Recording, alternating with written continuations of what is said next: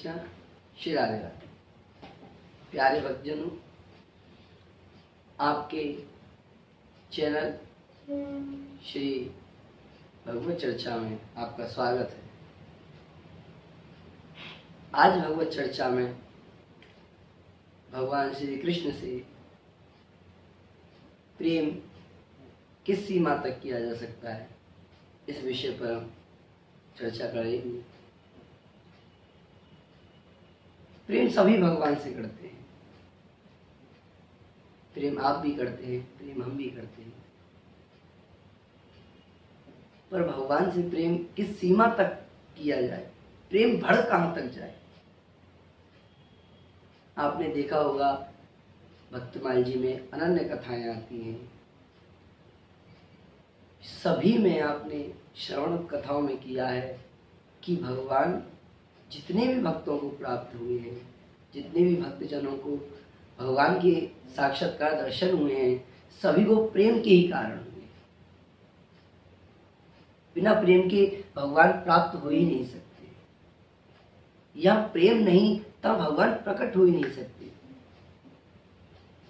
श्री तुलसीदास जी रामचरितमानस में लिखते हैं, हरि व्यापक सर्वर्थ समाना, प्रेम ते प्रकट हुए न जाना।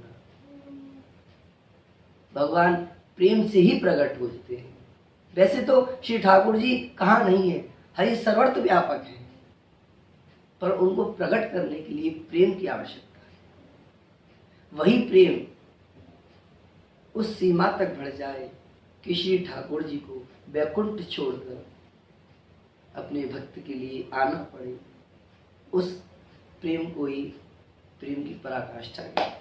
प्रेम की पराकाष्ठा इतनी प्रबल होनी चाहिए जैसे मछली को जल से अलग कर दिया जाए, मछली तड़प तड़प कर मर जाती है। प्रेम प्रभु के लिए इतना ही होना चाहिए, यदि आपको प्रभु से अलग होना पड़े तो आप रह ना सकें।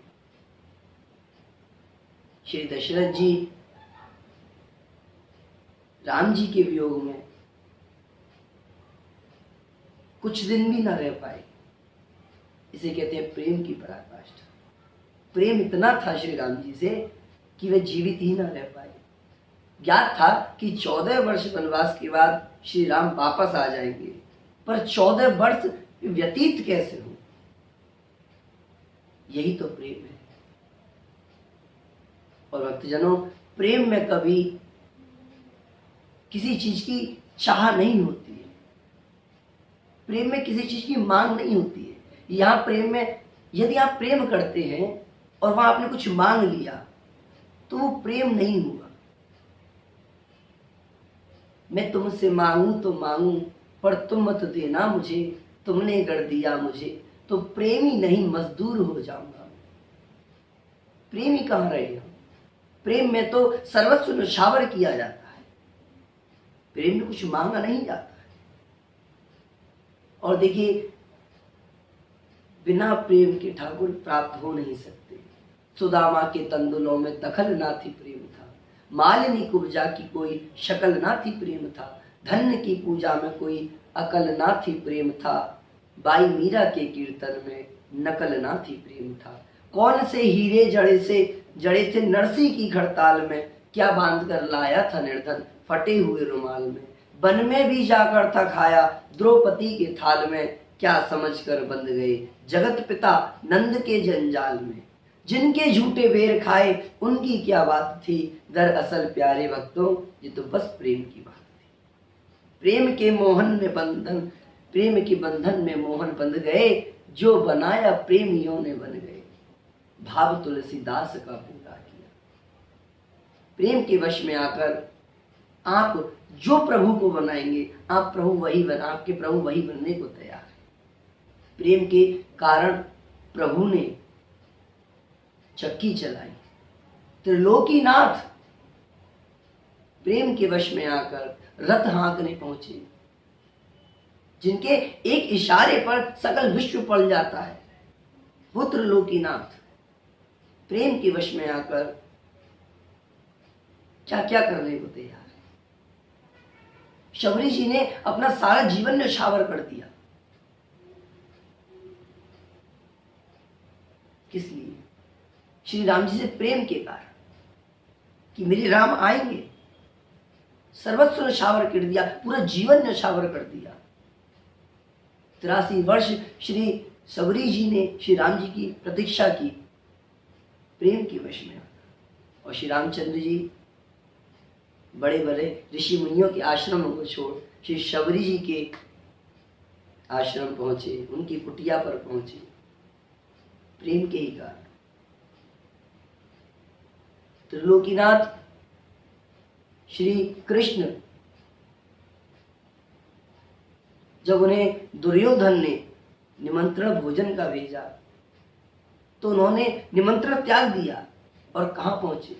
श्री विदुरानी जी के घर जाकर केले के छिलके खाए, प्रेम के कारण। गोपियां कहती हैं, अरे उद्धव, ये तो प्रेम की बात है उद्धव, बंदगी तेरे बस की नहीं है। यहां सड़ देकर होते हैं सौदे, आशिकी इतनी सस्ती नहीं। इसलिए प्रेम बस। देखिए, यदि श्री प्रियालाल जी के साक्षात्कार दर्शन करने तो उनसे प्रेम करना, और प्रेम निस्वार्थ किया जाता है। प्रेम में जहां स्वार्थ आ गया वहां प्रेम प्रेम नहीं रहता। प्रेम में कभी मांग नहीं होनी चाहिए, प्रेम में स्वार्थ नहीं होना चाहिए।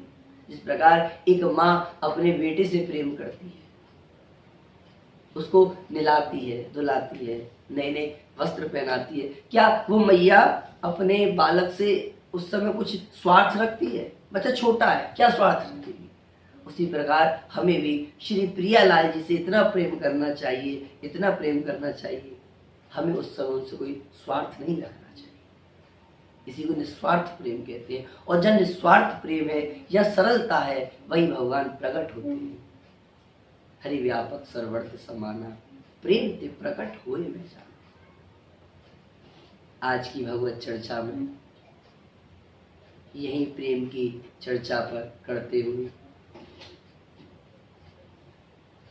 आज की कथा को विश्राम देते हुए, वाणी को विश्राम देते हुए, सभी भक्तजनों के श्री चरण कमलों में मेरा दंडवत प्रणाम। जय श्री कृष्ण।